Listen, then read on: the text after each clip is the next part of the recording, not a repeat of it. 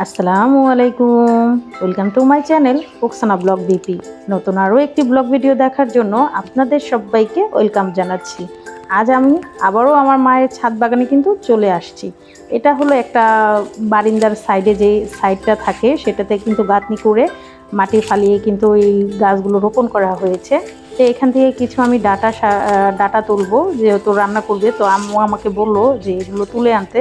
তো সেই ফাঁকে আপনাদের সাথে একটু ভিডিওটাও শেয়ার করে নিচ্ছি। আশা করি আপনাদের কাছে আমার মায়ের এই পছন্দের শখের ছাদ বাগানটা ভীষণ ভালো লাগবে। তো চলুন আর দেখতে থাকুন আর এনজয় করতে থাকুন। এত সুন্দর গাছগাছালি আমার তো খুবই ভালো লাগে, তো আপনাদের সাথে শেয়ার করছি। তো আমি কিছু ডাটা গাছ কিন্তু উঠিয়ে, যেহেতু নিচে মাটি লাগানো মাটি থাকে, সেজন্য কিন্তু একটু ঝেড়ে নিচ্ছি। তো আমি কিন্তু আরও কিছু তরকারি উঠাবো, তো আমাকে কিছু ডাটা আগেই উঠিয়ে নিতে বলছে, তো সেই জন্যই কিন্তু আমি কিছু ডাটা দেখে দেখে যেগুলো একটু বড় সাইজের সেগুলো কিন্তু উঠিয়ে নিচ্ছি। এভাবেই কিন্তু আমি বেশ কিছু ডাটা গাছ উঠিয়ে নিব।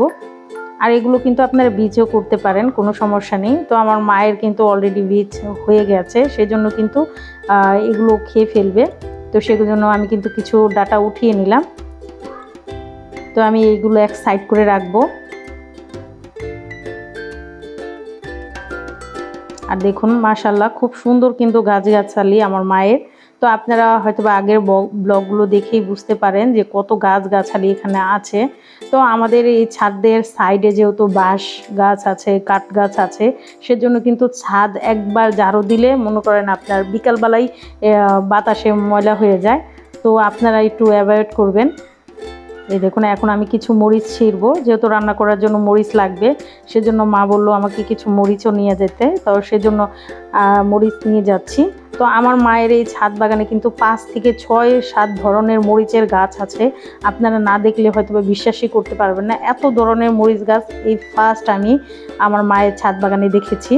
তো আমি জায়গায় জায়গায় যেয়ে মরিচ তুলছি। তো এখানে 2-1টা করে গাছ আছে, তো একসাথে কিন্তু অনেকগুলো গাছ আছে, সেগুলো আপনারা দেখতে পাবেন।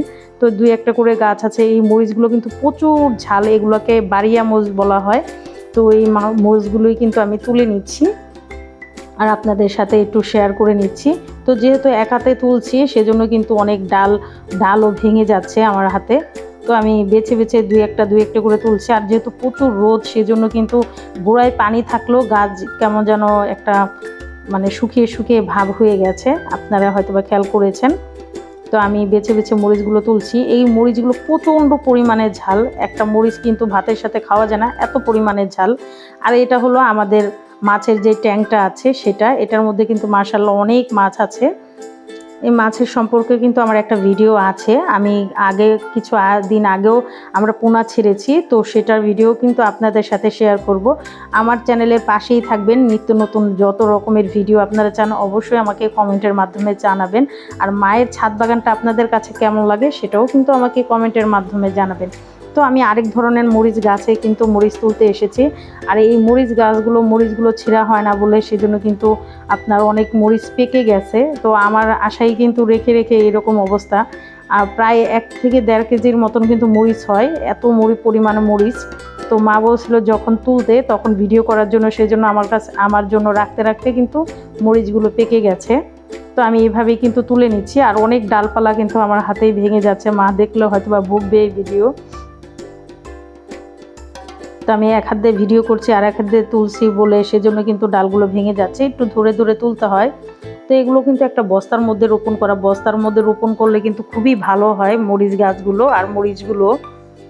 এই দেখুন এগুলো কিন্তু আমার আম্মু অনেক বস্তার মধ্যেই রোপণ করে।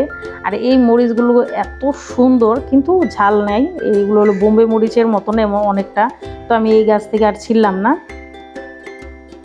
তা আমি মরিচ গাছটা নিয়ে আরেক সাইডে চলে আসলাম। তো আমাদের ছাদটা যেহেতু অনেক বড়, সেজন্য কিন্তু এক সাইডে থেকে আমি আরেক সাইডে আসলাম। আর দেখুন মাশাআল্লাহ কত সুন্দর যে মাছের পোনাগুলো ছাড়া হয়েছে সেগুলো কিন্তু ভাসছে, দেখতে কতটা সুন্দর লাগছে। আমার তো মনে হয় যে ছাদেই আমি থাকতে, এত সুন্দর ভিউ, আপনারা হয়তো বা না দেখলে বিশ্বাসই করতে পারবেন না।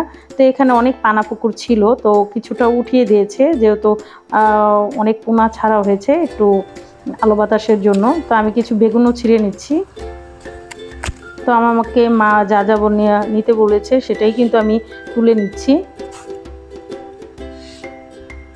আমি কিন্তু আরও কিছু বেগুন তুলবো। এখানে বেগুন গাছও কিন্তু অনেক আছে। আমার মার বেগুন, মরিচ এগুলো কিন্তু কিনতে হয় না। তো হাতে লেগে কিন্তু পড়ে যাচ্ছিল এরকম অবস্থা, তা আমি আবার তুলে নিচ্ছি। আর এগুলো সেই পানাগুলো উঠিয়ে রাখা হয়েছে, এগুলো বস্তায় ভরে তারপরে কিন্তু আপনার পচনের জন্য রেখে দিবে। এগুলো গাছের জন্য কিন্তু খুবই ভালো। এই দেখুন কত বেগুন এসেছে, এগুলো হলো গোল বাগুন। এই যে আমি কিন্তু লম্বা বাগুনগুলোই ছিঁড়ে নিচ্ছি। এই দেখুন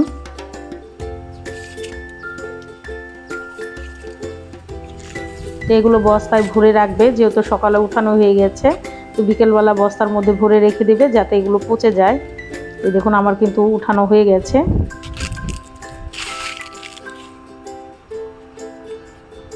তো এখন নিয়ে আমি আরেক সাইডেও কিছু বেগুন গাছ আছে, সেখানে আমি যাচ্ছি বেগুনগুলো আনতে। তো সেখানেও মা বলছিল যে 2টা না 3টা বেগুন আছে, তো আমি সেগুলোই তোলার জন্য এখানে চলে এসেছি। এই দেখুন কত সুন্দর বেগুনগুলো।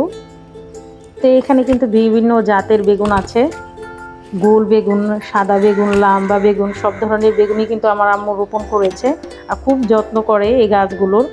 সারাদিন আপনার মনে করেন এই গাছে আর মধ্যে এই সময় কেটে যায়।